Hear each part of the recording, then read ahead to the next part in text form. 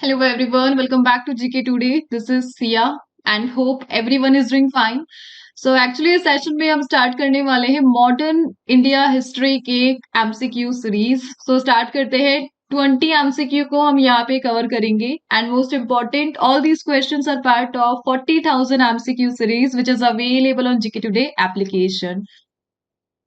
First is which city served as the capital of Maharaja Ranjit Singh. So Maharaja Ranjit Singh के शासन में कौन सा सिटी था जो कैपिटल के रूप में कार्य करता था? And that is answer is option number C, Lahore. So Lahore को कैपिटल बनाया था महाराजा रंजीत सिंह. महाराजा रंजीत सिंह इनका काफी बड़ा रोल रहा है इंडिया की मॉडर्न हिस्ट्री में. फर्स्ट रोल रहा पंजाब को यूनिफाइड करने में. सो बेसिकली पंजाब 12 मिसल्स में डिवाइडेड था. बेसिकली मिसल्स क्या थे? सिख कम्युनिटी के अलग अलग ऑर्गेनाइजेशन बने हुए थे जिनका मेन एजेंडा था मुगल एंड अफगान इन्वेजन को रोकना. But at last the only raja that is Maharaja Ranjit Singh, इन्होंने पंजाब में डिफरेंट 12 मिसल्स को यूनिफाइड करके एक यूनिफाइड पंजाब बनाया और लाहौर को अपना कैपिटल बनाया 1799 में. Right, Lahore present day Pakistan का पार्ट है. एंड इसी के साथ बैसाखी फेस्टिवल 12 अप्रैल को यह महाराजा बने द यूनिफाइड पंजाब के पहले Maharaja, that is the Maharaja Ranjit Singh. Second जो इनका रोल है कि इन्होंने कोहिनूर डायमंड को एक्वायर किया था अपने किंगडम में. कहाँ से किया था? दुर्रानी किंगडम से किया था. हिस्ट्री में क्या रहा था कोहिनूर डायमंड का role? So basically Kohinoor diamond को नादिर शाह ने लूटा था इंडिया से. जब नादिर शाह ने इन्वेड किया था इंडिया में, बेसिकली नादिर शाह जो कि एक पर्शियन रूलर था, ईरान से इंडिया आया था इंडिया को लूटने के मकसद से.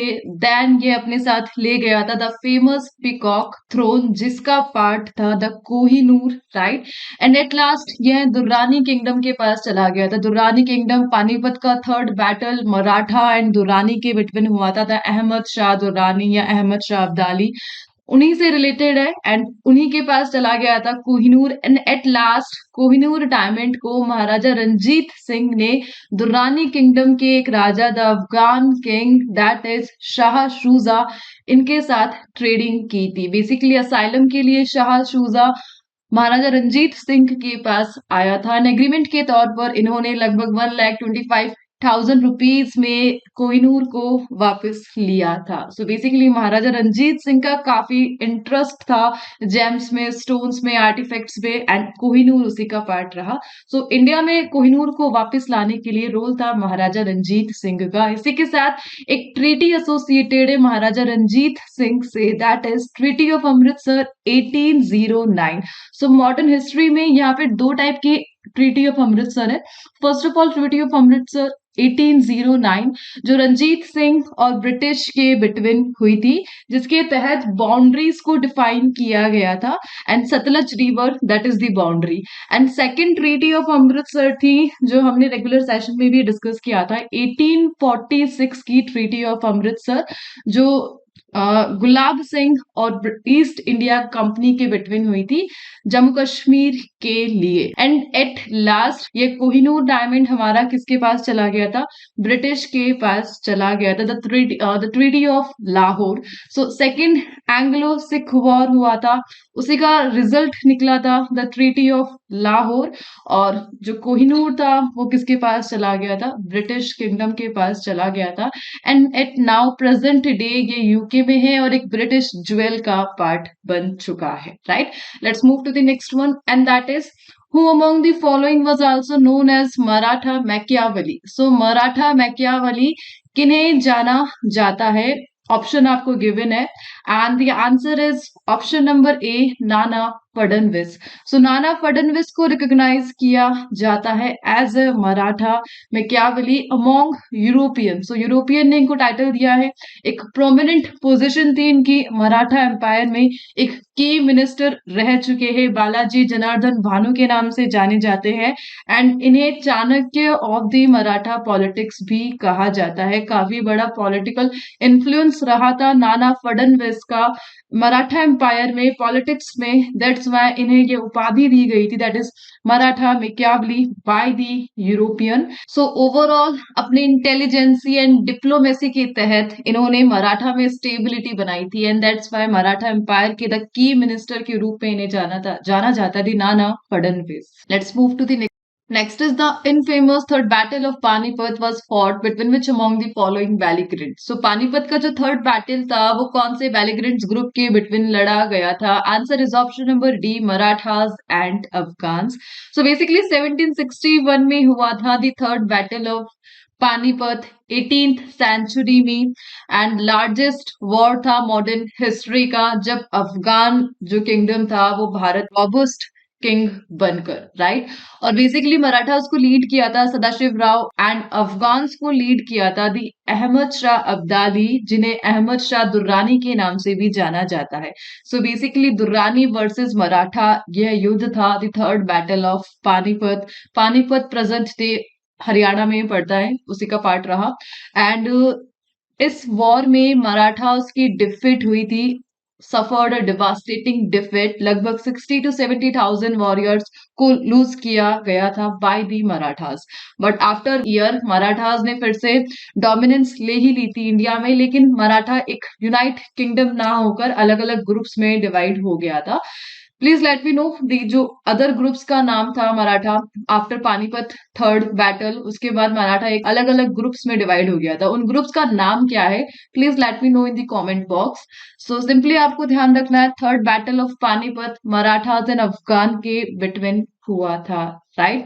Let's move to the next one and that is who was the founder of Dal Khalsa, the combined military forces of Sikh missiles active in the Punjab region. So Sikh missiles की बात की जा रही है। Basically जो पंजाब था वो total 12 Sikh micelles में डिवाइडेड था, जिनको महाराजा रंजीत सिंह ने यूनिफाइड किया था। और इन सिख मिसल्स की अलग अलग मिलिट्री फोर्सेस थी, जिनका मेन एजेंडा क्या था? अफगान एंड मुगल को रजिस्ट करना है पंजाब रीजन में। एंड इसके लिए दल खालसा को बनाया गया था। बेसिकली दल खालसा क्या था? Combined military forces of Sikh micelles. और इसके फाउंडर कौन रहे थे? दैट इज नवाब कपूर सिंह। सो नवाब कपूर सिंह का पंजाब किंगडम में एक प्रोमिनेंट रोल रहा। इन्होंने सिख मिसल्स को कंबाइन करके एक मिलिट्री फोर्स में कन्वर्ट कर दिया था, जो अफगान एंड मुगल्स को रोक रहे थे आक्रमण करने से। एंड 1740 लेट में दल खालसा को फाउंड किया गया था। 1748 से लेकर 1799 तक दल खालसा यह ग्रुप एक्टिव था, और बेसिकली 11 सिख मिसल्स को यूनाइट करके बना था। 12 मिसल्स थे उस टाइम पे पंजाब में, लेकिन 11 सिख मिसल्स को यूनाइट करके द कंबाइंड दल खालसा बनाया गया था, और उसको लीड किया था द नवाब कपूर सिंह ने, राइट। एंड इसी के साथ एक वर्ड दैट इज खालसा, यह भी रिलेटेड है द सिख कम्युनिटी से। बेसिकली खालसा को फाउंड किया था सिखों के the 10th Guru that is गुरु गोविंद सिंह। और कब किया गया था? 1699 में किया गया था। और बेसिकली खालसा मेंबर्स के बिटवीन 5 केज को फॉलो करना मैंडेटरी था, एंड दैट 5 केज कौन से है? Let me know in the comment box that is related with the Khalsa, right, जिसको फाउंड किया था गुरु गोविंद सिंह ने। Let's move to the next one and that is which among the following was capital of independent state of Bengal? So independent state of Bengal का capital कौन रहा था? जो बंगाल का पहला नवाब बना था औरंगजेब की मृत्यु के बाद, द मुगल रूलर औरंगजेब के बाद बंगाल का पहला नवाब बना था, वही उसी ने कैपिटल बनाया independent state of Bengal, that is the Murshidabad, right. So Aurangzeb की डेथ के बाद एक इंडिपेंडेंट स्टेट अमर्ज हुआ बंगाल में, और मुर्शिद खान ने इसको फाउंड किया था, एंड अपनी कैपिटल को ढाका से मुर्शिदाबाद में मूव किया था। और मुर्शिद कली खान यह था the first Nawab of Bengal, and इसी स्टेट का फाउंडर रहा। इसे बंगाल का सूबेदार अपॉइंट किया गया था और इसने अपनी कैपिटल बनाया था मुर्शिदाबाद को। इसके बाद मुर्शिदा अली खान के बाद काफी सारे नवाब आए, but at last east India company ने बंगाल को द बैटल ऑफ प्लासी के बाद अपने अंडर में ले ही लिया था। Let's move to the next one and that is which ruler transformed the Moti Masjid in Lahore, initially built by Mughal Emperor Shah Jahan, into a repository for gemstones? तो किस शासक ने मुगल सम्राट शाहजहां द्वारा निर्मित लाहौर की मोती मस्जिद को रत्न भंडार में परिवर्तित किया था? And that is done by the Maharaja Ranjit Singh. So Maharaja Ranjit Singh, इनका काफी इंटरेस्ट में, आर्टिफैक्ट्स में, कोहिनूर उसी का पार्ट था और इसी इंटरेस्ट को लेकर इन्होंने मोती मस्जिद इन लाहौर को कन्वर्ट कर दिया था repository for gemstones. The next is the triumphant saying of Atok to Katak was most closely related to which of the following? So Marathas की विक्ट्री से यह रिलेटेड था। So basically Atok एक नॉर्थ वेस्टर्न फ्रंटियर था during the Maratha empire rule और इस पर victory लेने के बाद ये ट्रायम्फेंट फेमस हुआ था दी अटॉक टू कटक। बेसिकली कटक ये साउथ का पार्ट है एंड अटक नॉर्थ वेस्टर्न फ्रंटियर का पार्ट था। सो मराठा किंगडम ओवरऑल इंडिया में फैल चुका था और तब ये कहावत चली थी Attock to Cuttack the only Maratha, right. And इसी के साथ जब मराठा ने दुर्रानीस को डिफीट कर अटॉक फोर्ट पर अपना झंडा लहराया था, तब यह कहावत चली थी द अटॉक टू कटक और basically it is related with the Maratha empire, right. And एक question, who was the founder of Maratha empire? कौन थे मराठा एम्पायर के founder? That is Shivaji Maharaj. Primary language इनकी मराठी थी एंड मराठा एम्पायर का डिक्लाइन कौन से युद्ध के बाद हुआ था? The battle of Panipat, the third battle of Panipat. The year is 1761 जब अहमद शाह दुर्रानी आया था अफगान से इंडिया को लूटने, इन्वेड करने, and that is the third battle of Panipat. और इसके बाद मराठा किंगडम खत्म हो चुका था, लेकिन द मोस्ट एक साल के बाद, कुछ टाइम के बाद मराठा फिर से डोमिनेंस में आ गया था और अपने आप को काफी सारे ग्रुप में डिवाइड कर लिया था। कौन से ग्रुप है? Again I am asking, please let me know in the comment box. And the next, the famous Lal Bagh garden of the Bangalore was commissioned by which of the following ruler? So famous Lal Bagh garden की बात की जा रही है और इसे किस शासक ने बनाया था? सो बेसिकली मुगल गार्डन से इंस्पायर होकर जो हमारे किंग्स रह चुके हैं उन्होंने इस गार्डन का फॉर्मेशन स्टार्ट किया था, that is by Hyder Ali. So Lal Bagh garden ही प्रेजेंटली बेंगलुरु में लोकेटेड है। इसे फर्स्ट टाइम हैदर अली ने कमीशन किया था। हैदर अली ने डिसाइड किया था creation of this garden similar to the Mughal garden और लेटर इसे टीपू सुल्तान ने यूनिक प्लांट स्पीशीज से डेकोरेट किया था एंड आफ्टर दैट इस गार्डन को मैनेज किया था मोहम्मद अली एंड उनके सन अब्दुल खादिर ने। सो बेसिकली हैदर अली जो किंगडम ऑफ मैसूर से रिलेटेड है साउथर्न इंडिया में, राइट। मैसूर को जो मैसूर सुल्तनत था उसे फाउंड किया था the Hyder Ali. Let's move to the next one and इसी के साथ जो फेमस एंग्लो मैसूर वॉर है, टोटल जो 3 लड़े गए थे मैसूर सुल्तनत और ब्रिटिश ईस्ट इंडिया कंपनी के between, that is Anglo Mysore war, were related है हैदर अली से, right. Let's move to the next one. The ancestors of Maharaja Ranjit Singh were from which among the following misls? So Maharaja Ranjit Singh के जो पूर्वज थे वो कौन से मिसल्स से थे? सो बेसिकली अभी हमने डिस्कस किया था पंजाब उस टाइम पर टोटल 12 मिसल्स में डिवाइडेड था जिसमें से 11 मिसल्स को कंबाइन करके मिलिट्री आर्मीज को कंबाइन करके तो दल खालसा बनाया था नवाब कपूर सिंह ने। एंड बेसिकली महाराजा रंजीत सिंह के जो एंसेस्टर थे वे रिलेटेड थे दी सुकर चाकिया मिसल से। होप मेरा प्रोनाउंसिएशन यहाँ पर ठीक है, द सुकर चाकिया मिसल्स। एंड 1767 में एट लास्ट सिख ने डिक्लेयर करी थी अपने independence between Rawalpindi to the Yamuna river, लेकिन उस टाइम पर ये पंजाब को यूनाइट कर नहीं पाए थे एंड 12 मिसल्स का फॉर्मेशन हुआ था जिन्हीं में से था एक सुकर चाकिया मिसल और महाराजा रंजीत सिंह के एंसेस्टर इसी मिसल से रिलेटेड थे। But at last Maharaja Ranjit Singh last misldar बने एंड उन्होंने एक इंडिपेंडेंट किंगडम ऑफ पंजाब को फाउंड किया। महाराजा रंजीत सिंह के बाद उनके जो एल्डेस्ट सन थे दैट इज खरक सिंह, वह सेकंड रूलर बने थे the independent kingdom of Punjab के, राइट। शेर पंजाब के नाम से जाना जाता था महाराज रंजीत सिंह को। Let's move to the next one and that is Ahilyabai, the saintly queen of Maheshwar, belongs to which dynasty? So Maheshwar की संत रानी अहिल्याबाई किस राजवंश से संबंधित थी? Answer is option number C, Holkar dynasty से रिलेटेड थी। 18th century queen of Maratha kingdom of Indore. So Indore की रानी थी अहिल्याबाई होलकर। 1725 महाराष्ट्र में इनका जन्म हुआ था। अपने हस्बैंड खांडेराव की डेथ के बाद इन्होंने इंदौर पर अपना शासन चलाया ओवर 30 years, राइट। सो इंदौर की रानी महारानी दैट इज अहिल्याबाई होलकर अपने मिलिट्री एंड एडमिनिस्ट्रेटिव स्किल्स के लिए काफी फेमस हुई थी, प्लस चैरिटेबल वर्क्स एंड काफी सारे Hindu temples, dharamshala, pilgrimage site को इन्होंने बनाया था। दी इंदौर की रानी Ahilyabai Holkar. Let's move to the next one. Who among the following rulers of Bengal had issued a coin named Zurbe Murshidabad? So Zurbe Murshidabad नामक सिक्का किसने जारी किया था? सो याद आ रहा है, अभी हमने डिस्कस किया था, मुर्शिदाबाद अपनी कैपिटल को शिफ्ट किया था ढाका से मुर्शिदाबाद में, बंगाल का सूबेदार बना था एंड दैट इज मुर्शिद कली खान। सो मुर्शिद कली खान ये फर्स्ट नवाब था बंगाल का एंड इन्होंने अपनी जो कैपिटल है वो ढाका से मुर्शिदाबाद में शिफ्ट की थी और उस टाइम पर इन्होंने कॉइन चलाया था जुर्बी मुर्शिदाबाद, राइट। एंड इन्होंने मकसूसाबाद को मुर्शिदाबाद रीनेम किया था, right. And after the name change Farooq शार से अप्रूवल मिला और इन्होंने जुर्बे मुर्शिदाबाद कॉइन चलाए। फारूक शार ये मुगल सम्राट था, राइट। और बंगाल में इन्होंने भेजा था मुर्शिद खान को। Let's move to the next one and that is during the time of Bajirao second the magisterial and police powers in urban areas were given to whom? So Bajirao second के टाइम पर जो police power and magisterial power है वो कोटवाल को दी जाती थी।